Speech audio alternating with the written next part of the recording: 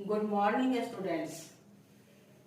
आप सबों का आज के क्लास में बहुत बहुत स्वागत है, दिल से स्वागत है।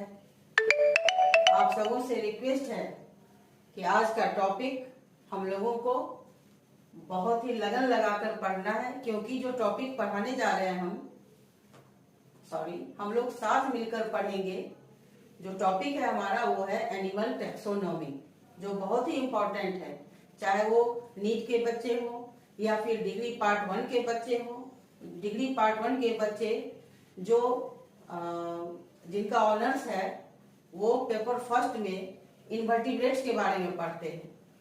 तो इनवर्टिब्रेट्स का क्लासिफिकेशन पढ़ना होता है, उसमें उसका जनरल कैरेक्टर्स पढ़ना होता है, तो उनको भी फायदा करेगा। जो नीट के बच्चे हैं उनको भी फायदेमंद है, और जो कॉमन कॉम्पिटिटिव एग्जाम्स की तैयारी करते हैं तो उनके लिए भी फायदेमंद है। इसलिए हमने आज का टॉपिक ऐसा चुना है जो सभी के लिए फायदेमंद हो, क्योंकि अभी एग्जाम सेशन चल रहा है, इसलिए मैंने इसी टॉपिक को चुना है। तो चलिए पढ़ते हैं हम एनिमल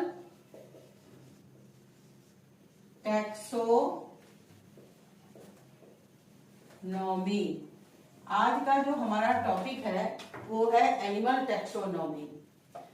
तो सबसे पहले हमको इस एनिमल टैक्सोनॉमी का मतलब समझना चाहिए कि है इस शब्द का मीनिंग क्या होता है, लिटरल मीनिंग क्या होता है, अर्थ क्या होता है। तो चलिए इसको हम अलग करते हैं। ये एनिमल है, तो सबसे पहले समझिए कि एनिमल क्या है, कैसे ऑर्गेनिज्म को हम एनिमल कह सकते हैं। एनिमल कहलाने के लिए उनके पास क्या कैरेक्टर्स, क्या लक्षण होना चाहिए। तो दुनिया का कोई भी ऑर्गेनिज्म है, चाहे छोटा से छोटा हो या बड़ा से बड़ा हो। फॉर एग्जाम्पल आप एक छोटी सी चींटी को देख सकते हैं, बड़ा हाथी देख सकते हैं, कोई चिड़िया देख सकते हैं, कोई प्लांट देख सकते हैं। तो लेकिन चूंकि हम यहाँ एनिमल का टैक्सोनॉमी पढ़ रहे हैं, इसलिए हम प्लांट का जिक्र नहीं करेंगे, हम सिर्फ एनिमल का जिक्र करेंगे। तो ऐसा ऑर्गेनिजम्स जिसका बॉडी में सेल हो, लेकिन उस सेल में सिर्फ सेल मेम्ब्रेन हो, सेल वॉल नहीं हो, उसको हम एनिमल कहते हैं। तो एनिमल किसको कहेंगे? The organisms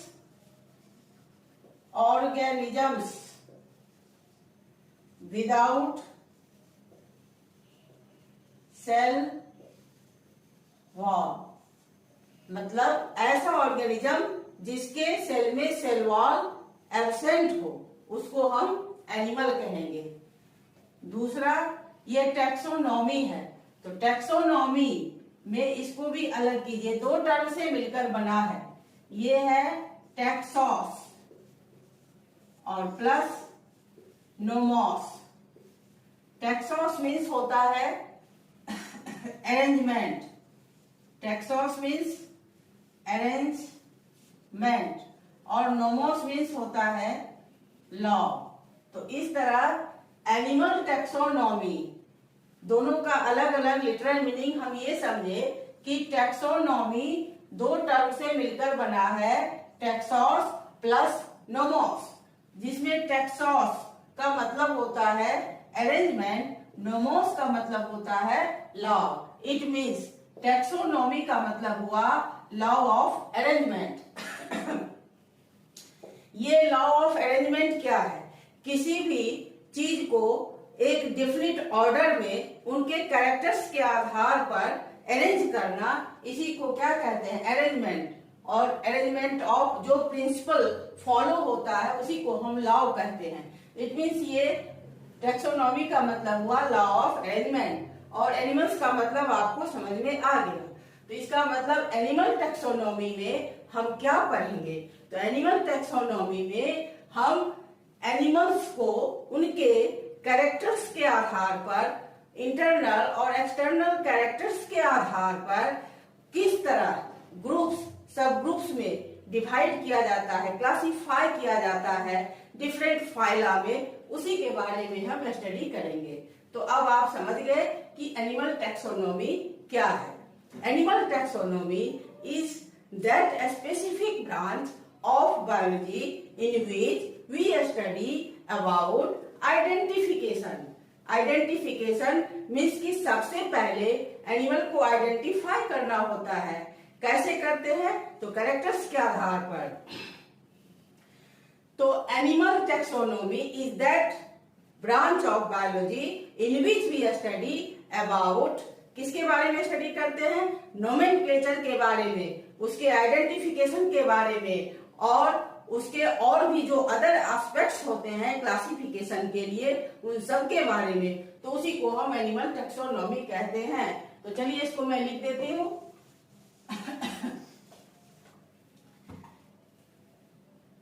that particular branch of biology in which we study about identification, पहले उसको आइडेंटिफाई करेंगे, फिर उसको नाम देंगे nomenclature,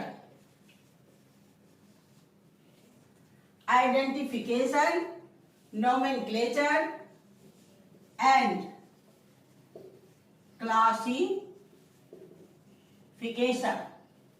That particular branch of biology in which we study about identification, nomenclature and classification of organisms.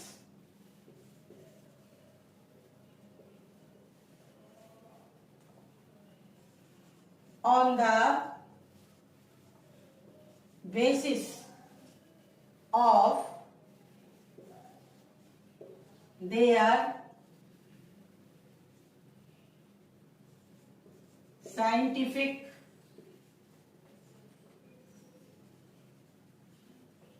Characters, उसी को हम क्या कहते हैं? Animal taxonomy. अब एनिमल टैक्सोनॉमी पढ़ने का क्या जरूरत पड़ा, क्यों पढ़ना पड़ा? तो दुनिया में जितने भी एनिमल्स हैं, छोटे से छोटे, बड़े से बड़े, क्योंकि ये अर्थ जो है, अर्थ पर ये लोकेशन का भी डाइवर्सिटीज है, कहीं बहुत ऊंचा है, कहीं बहुत नीचा है, कोई बहुत ठंडा जगह है, कोई बहुत गर्म है, कोई ना ज्यादा ठंडा है ज्यादा गर्म है। तो हर चीज में टेम्परेचर में डाइवर्सिटी है, एटमॉस्फेरिक प्रेशर में डाइवर्सिटी है, हैबिटेट में डाइवर्सिटी है। तो इन सब डाइवर्सिटीज की वजह से जो एनिमल्स है अलग अलग जगह में रहने के लिए हैबिचुएटेड होते हैं। तो सभी एनिमल्स का जो पैटर्न होता है, जो ऑर्गेनाइजेशन होता है, वो एक जैसा नहीं होता है, सभी का हैबिटेट एक जैसा नहीं होता है। तो इसलिए सभी एनिमल्स को एक एक करके स्टडी करना ह्यूमन के लिए इम्पॉसिबल है। सारी जिंदगी बीत जाएगी पर हम नहीं कर सकेंगे। तो इसलिए स्टडी को इजियर बनाने के लिए जो भी एनिमल्स हैं उन सब को साइंटिफिक तरीके से उनका स्टडी किया गया और कैरेक्टर्स के आधार पर अलग अलग ग्रुप सब ग्रुप्स में डिवाइड किया गया। और तब इससे हमें ये आसानी मिली कि हम उस ग्रुप के किसी एक एनिमल का स्टडी कर लेंगे तो हम सारे एनिमल्स के उस ग्रुप के जो भी एनिमल्स हैं सबका कैरेक्टर्स हमें पता चल जाएगा। फॉर एग्जाम्पल, यदि हम एक अमीबा का स्ट्रक्चर के बारे में, उसके फिजियोलॉजी के बारे में समझ जाएंगे तो जनरल कैरेक्टर्स जो प्रोटोजोआ फाइलम में और जितने भी एनिमल्स आते हैं उस सब का नॉलेज हमें मिल जाएगा। तो इसलिए एनिमल टैक्सोनॉमी पढ़ने का जरूरत इसलिए पड़ा कि हम कम समय में ज्यादा से ज्यादा नॉलेज इकट्ठा कर सके, इसलिए इसका जरूरत पड़ा। एनिमल टैक्सोनॉमी, ये टैक्सोनॉमी टर्म किसने दिया? टैक्सोनॉमी टर्म किसने दिया? A.P. D. कैंडोली। ये टैक्सोनॉमी टर्म A.P.D. कैंडोली ने दिया। टैक्सोनॉमी का फादर कौन है? टैक्सोनॉमी दो तरह के हुए, एक हुआ एंशिएंट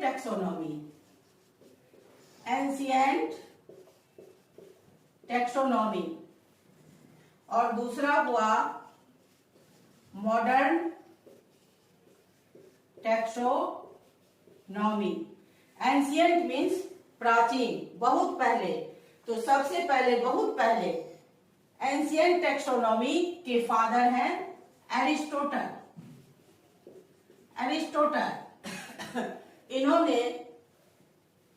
एरिस्टोटल ने जितने भी एनिमल्स हैं उनको आरबीसी के आधार पर, रेड ब्लड सेल्स के आधार पर दो भाग में डिवाइड किया। पहला एनाइमा और दूसरा इनाइमा। एरिस्टोटल ने, ये ग्रीक फिलोसफर हैं, इनको फादर ऑफ बायोलॉजी भी बोलते हैं और फादर ऑफ एंशिएंट टैक्सोनॉमी। इनको क्या बोला जाता है? Father of ancient taxonomy Aristotle है। क्यों कहा गया? तो सबसे पहले इन्होंने एनिमल्स को आरबीसी के आधार पर, किसके आधार पर? आरबीसी के प्रेजेंस और एब्सेंस के आधार पर, जिसमें आरबीसी नहीं, ए मीन्स क्या होता है? नॉट। तो जिसमें आरबीसी नहीं था वैसे एनिमल्स को एनाइमा ग्रुप में रखा, और जिसमें आरबीसी पाया गया उसको इनाइमा में। अब फिर जिसमें आरबीसी पाया गया उसको इनाइमा में रखा, और फिर इसको दो ग्रुप में डिवाइड किया, ओविपेरस और viviparous. Oviparous means egg laying animals, और viviparous means the animals which produces to young ones. तो इस तरह से डिवाइड किया। इसके बाद मॉडर्न टैक्सोनॉमी मीन्स जब टैक्सोनॉमी का नॉलेज आगे बढ़ा, डिफरेंट साइंटिस्ट ने अपना अपना हाइपोथेसिस दिया, कंसेप्ट दिया, ज्ञान आगे बढ़ा, काफी सारा इंफॉर्मेशन कलेक्ट किया गया, तो उसके आधार पर तब कैरोलस लिनियस, ये modern taxonomy, Carolus Linnaeus, father of ancient taxonomy Aristotle, जबकि father of modern taxonomy Carolus Linnaeus. इन्होंने जो क्लासिफाई किया तो ये इन्होंने नेचुरल कैरेक्टर्स के आधार पर जो क्लासिफिकेशन दिया। तो इस तरह टैक्सोनॉमी के दो पार्ट हुए, ancient and modern. Father of ancient taxonomy Aristotle and father of modern taxonomy Carolus Linnaeus. इनको हम क्या कहते हैं? कैरोलस लिनियस को फादर ऑफ टैक्सोनॉमी कहिए या फादर ऑफ मॉडर्न टैक्सोनॉमी कहिए। तो अब हम ये समझ गए कि एनिमल टैक्सोनॉमी क्या है, एनिमल टैक्सोनॉमी का मीनिंग क्या होता है, और ये कितने तरह का हुआ, एंशिएंट एंड मॉडर्न। इसको पढ़ने का जरूरत क्यों है ये भी समझ गए। अब आगे हम ये पढ़ेंगे कि सिस्टेमैटिक्स क्या है। सिस्टेमैटिक्स टर्म, सिस्टेमैटिक्स जब हम किसी भी एनिमल्स को या ऑर्गेनिजम्स को आइडेंटिफाई करते हैं, सिस्टेमैटिक्स ये टैक्सोनॉमी और सिस्टेमैटिक्स दोनों ही लगभग मिलता जुलता शब्द लगता है, लेकिन थोड़ा इससे डिफरेंस है। टैक्सोनॉमी में हम आइडेंटिफिकेशन, नोमेनक्लेचर एंड क्लासिफिकेशन पढ़ते हैं, जबकि सिस्टेमैटिक्स में हम क्या पढ़ते हैं? तो सिस्टेमैटिक्स में हम आइडेंटिफिकेशन एंड इवोल्यूशनरी रिलेशनशिप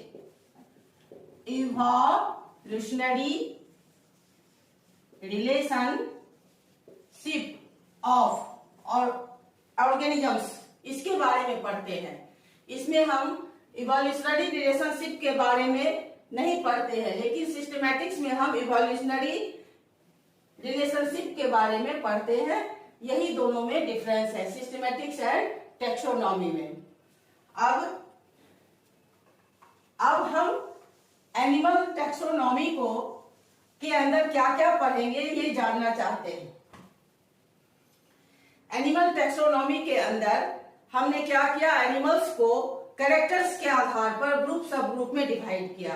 तो कौन सा कैरेक्टर लेंगे, किस आधार पर किया जाएगा, तो इसके लिए हम कहते हैं सिस्टम ऑफ क्लासिफिकेशन।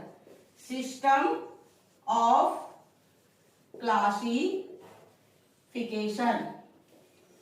दुनिया के जितने भी एनिमल्स हैं सबों को एक साइंटिफिक नाम दिया गया। साइंटिफिक नाम मीन्स ग्लोबल नेम।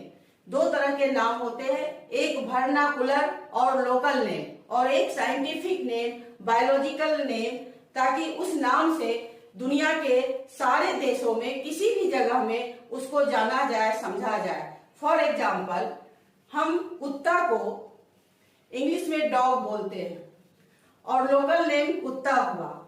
मैथिली भाषा में कुकुर बोलते हैं।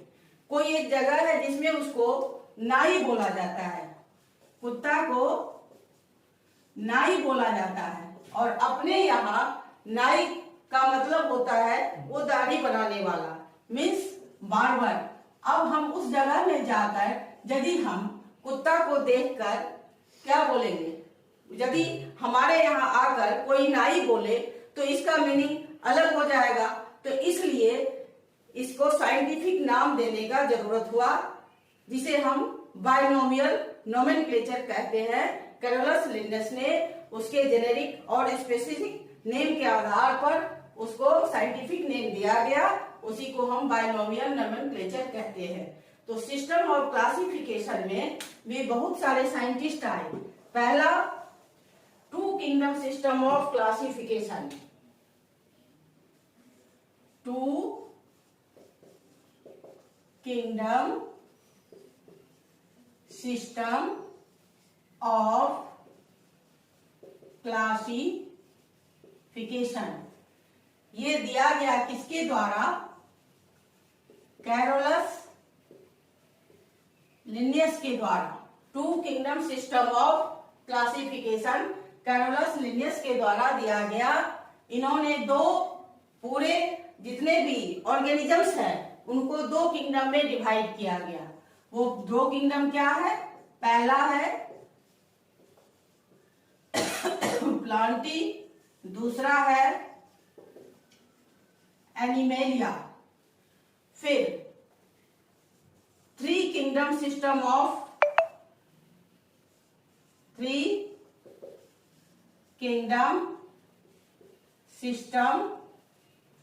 क्लासिफिकेशन आया।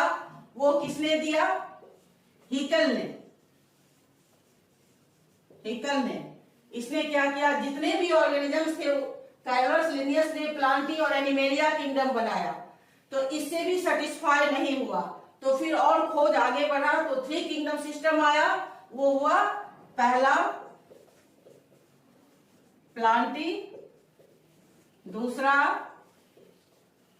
एनिमेलिया और तीसरा प्रोटिस्टा। और ये प्रोटिस्टा टर्म भी किसने दिया, प्रोटिस्टा टर्म हिकल ने दिया। प्रोटिस्टा टर्म किसने दिया, हिकल ने दिया। और ये सिस्टमैटिक्स टर्म किसने दिया, कैरोलस लिन्नियस ने दिया। थ्री किंगडम सिस्टम के बाद फिर आया four kingdom system of classification. ये चौथा किंगडम क्या था, four kingdom system of classification. पहला कौन सा किंगडम, पहला हो गया प्रोटिस्टा, दूसरा हो गया प्लांटी, तीसरा हो गया एनिमेलिया, ठीक है, और चौथा हो गया मोनेरा। फिर आया five kingdom system of classification. Five kingdom system of classification किसने दिया? तो R.H. व्हिटेकर। इन्होंने फाइव किंगडम, जितने भी एनिमल्स हैं उनको फाइव किंगडम्स में डिवाइड किया। वो क्या है? पहला मोनेरा, दूसरा है प्रोटिस्टा, तीसरा है प्लांटी, चौथा है फंजाई, पांचवा है एनिमेलिया। तो इस तरह, और ये इसको सभी ने माना, R.H. व्हिटेकर ने जो five kingdom system of classification दिया वो सभी को मतलब सभी ने एक्सेप्ट किया, इसलिए इसको universal kingdom system of classification कहा जाता है। फिर इसके बाद सिक्स किंगडम सिस्टम भी आया, वो कार्ल वुज ने दिया। उसने क्या किया? इस मोनेरा के अंदर जो बैक्टीरिया आते हैं, मोनेरा किंगडम के अंदर ऑल प्रोकैरियोट्स आते हैं, ऑल प्रोकैरियोट्स, यानी एग्जाम्पल इसका बैक्टीरिया। तो दुनिया का जितना भी बैक्टीरिया है सभी प्रोकैरियोट्स है। प्रोकैरियोट्स का मतलब क्या होता है? Pro means primitive, कैरियोन means nucleus, जिसके अंदर न्यूक्लियस अनडेवलप्ड हो और अनडिफाइंड हो। इसका मतलब कि nucleus without nuclear membrane and nucleolus. तो ऐसे न्यूक्लियस को वाले ऑर्गेनिजम्स को हम प्रोकैरियोट्स कहते हैं। तो जितना भी बैक्टीरिया है वो सभी प्रोकैरियोट्स है और वो मोनेरा किंगडम में आ गया। तो कार्ल वुज ने इस बैक्टीरिया को दो भाग में डिवाइड किया था, archaebacteria and eubacteria. तो six kingdom system of classification accepted नहीं हुआ, five kingdom system of classification accepted हुआ। तो अभी के कंडीशन में जितने भी ऑर्गेनिजम्स हैं, एनिमल नहीं ऑर्गेनिजम्स, चाहे माइक्रो ऑर्गेनिजम्स हो चाहे मैक्रो ऑर्गेनिजम्स हो, सभी को पांच किंगडम में डिवाइड किया गया। वो पांचों यहाँ मेंशन्ड है। पहला मोनेरा जिसमें ऑल बैक्टीरिया आए, दूसरा प्रोटिस्टा जिसमें यूनिसेलुलर एंड यूकैरियोट्स, इसमें प्रोटोजोन्स आएंगे, जितने भी प्रोटोजोन्स हैं वो आएंगे, प्लस यूनिसेलुलर एल्गी आएंगे एंड यूनिसेलुलर फंगस। तो जो भी यूनिसेलुलर है और यूकैरियोटिक है, यू मीन्स ट्रू, जिसके न्यूक्लियस में न्यूक्लियर मेम्ब्रेन हो, न्यूक्लियोलस हो, वो सब इसमें आएंगे प्रोटिस्टा में। और प्लांटी में सभी मल्टी सेलुलर ऑटोट्रॉफिक प्लांट्स आएंगे। जितने भी मल्टी सेलुलर और ऑटोट्रॉफिक प्लांट्स हैं सभी प्लांटी किंगडम में आएंगे। और फंगस में multi cellular but heterotrophic plants आएंगे। और एनिमेलिया, इसमें एक्सेप्शन है, ईस्ट यूनिसेलुलर है, लेकिन फिर भी उसको फंजाई में रखा गया क्योंकि उसका जो रिप्रोडक्टिव पैटर्न होता है वो फंगस से मिलता है, इसलिए ईस्ट इसका एक्सेप्शन हुआ। फंजाई में मल्टी सेलुलर हेटेरोट्रॉफिक प्लांट्स को आना चाहिए। ईस्ट भी हेटेरोट्रॉफिक प्लांट है लेकिन यूनिसेलुलर है, तो नियम के अनुसार इसको प्रोटिस्टा में होना चाहिए, लेकिन ये प्रोटिस्टा में नहीं होकर के फंजाई में आता है। Animalia multi cellular heterotrophic animals. ये एनिमेलिया किंगडम में आते हैं। तो इस तरह आज के क्लास में आपने एनिमल टैक्सोनॉमी में जाना कि एनिमल्स को कैरेक्टर्स के आधार पर किस तरह आइडेंटिफाई किया जाता है।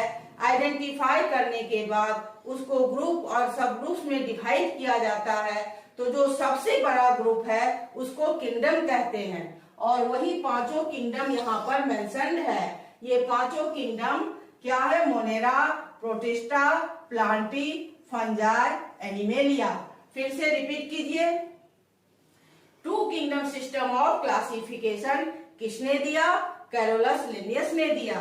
Three kingdom system of classification किसने दिया? तो हेकल ने दिया। Four kingdom system of classification किसने दिया? तो कोपलैंड ने दिया। Five kingdom system of classification किसने दिया? आर.एच. व्हिटेकर ने दिया। Six kingdom system of classification किसने दिया? कार्ल उज ने दिया। और एक्सेप्टेड कौन सा क्लासिफिकेशन है? Five kingdom system of classification. Monera क्या है? तो Monera is a kingdom. Monera is a kingdom of all prokaryotes.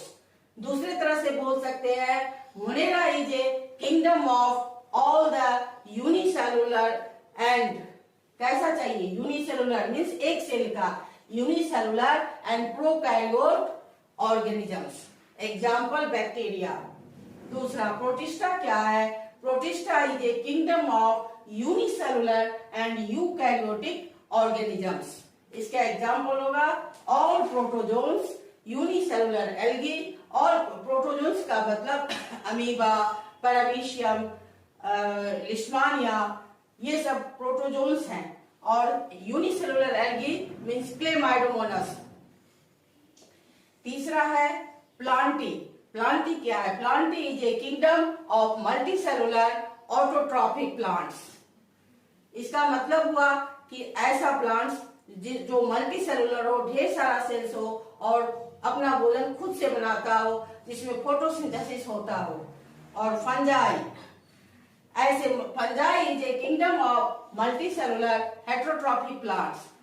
इसका मतलब कि ऐसा प्लांट्स जो मल्टी सेलुलर तो हो लेकिन उसमें क्लोरोफिल एब्सेंट हो और वो अपना भोजन खुद से ना बनाए, फोटोसिंथेसिस ना हो। इट मीन्स वो सेप्रोफाइट्स हो, जैसे फंगस।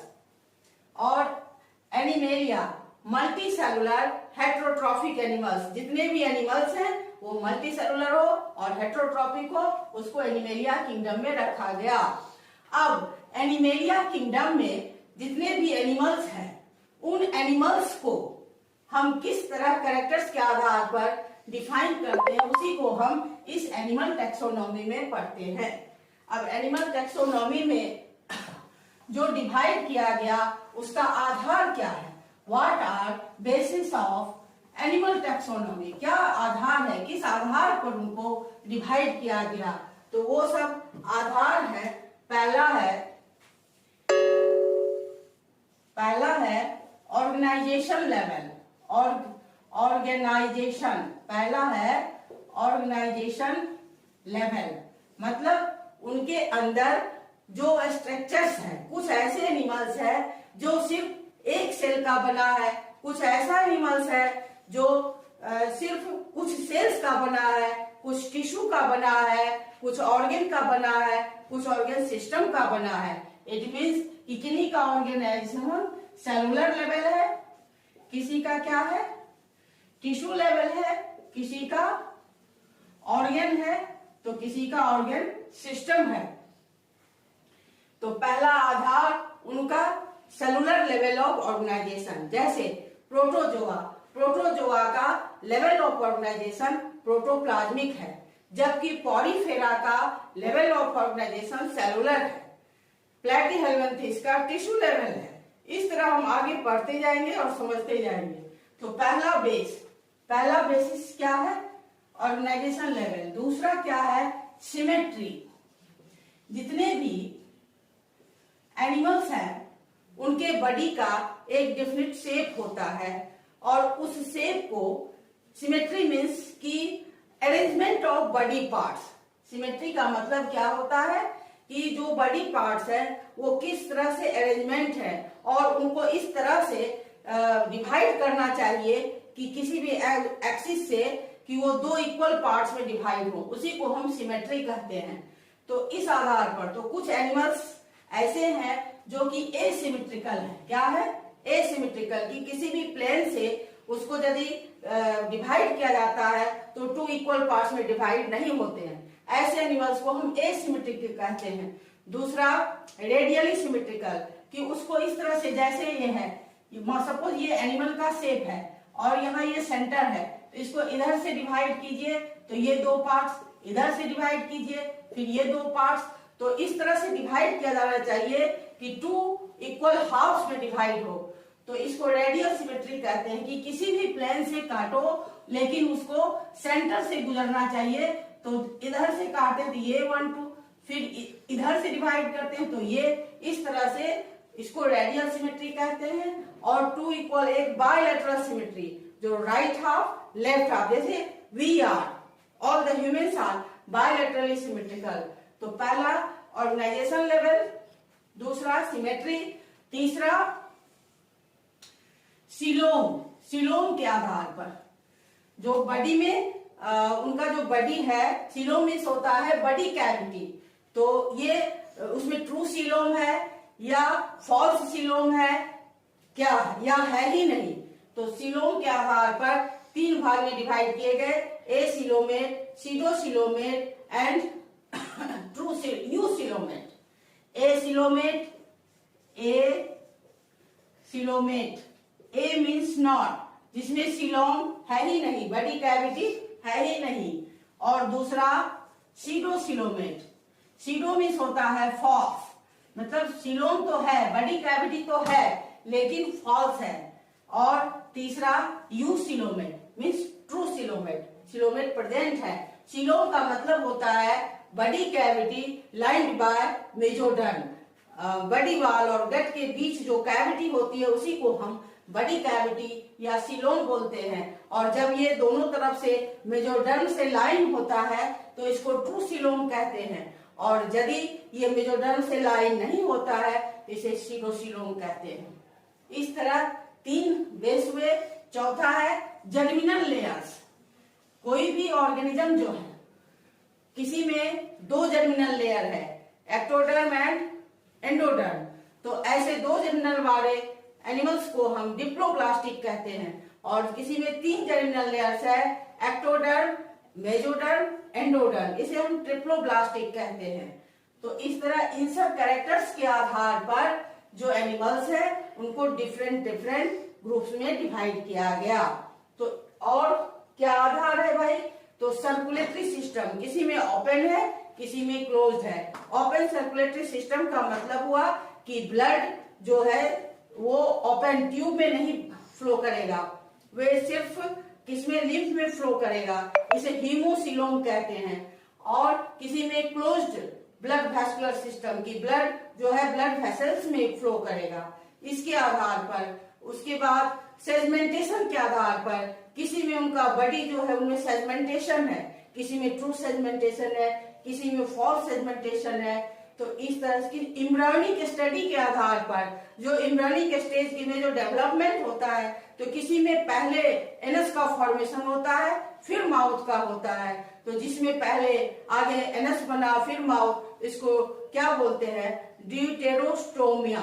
और किसी में पहले माउथ बनता है उसको प्रोटोस्टोमिया। इस तरह से इन सभी कैरेक्टर्स के आधार पर स्टडी किया गया।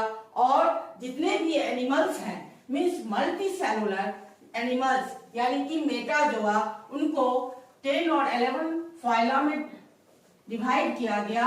और उन सभी फाइला का नाम देखिए क्या सब है। पहला फाइला है प्रोटोजोआ, दूसरा फाइला है पॉरीफेरा, तीसरा फाइला है सिलेंट्रेटा, सिलेंट्रेटा,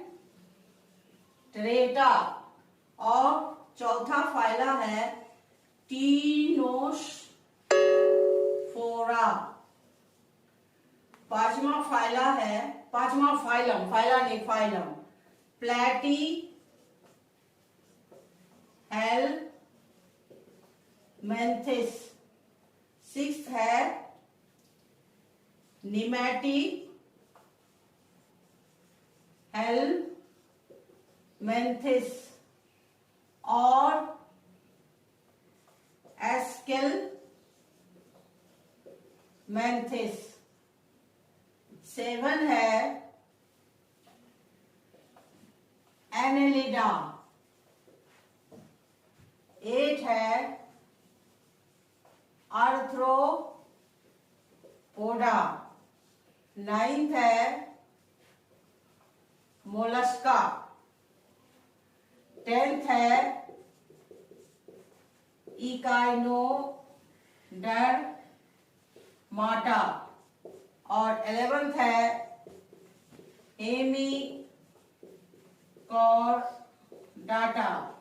और 12th है कॉर्डाटा। इस तरह जितने भी एनिमल्स हैं सभी को कैरेक्टर्स के आधार पर इन 12 फाइला में डिवाइड किया गया। अब हम बारी बारी से सभी के जनरल कैरेक्टर्स के मतलब उसको पढ़ेंगे कि क्या क्या कैरेक्टर्स हैं। आज के क्लास के लिए इतना ही। अगले क्लास में भी फिर मिलेंगे। धन्यवाद।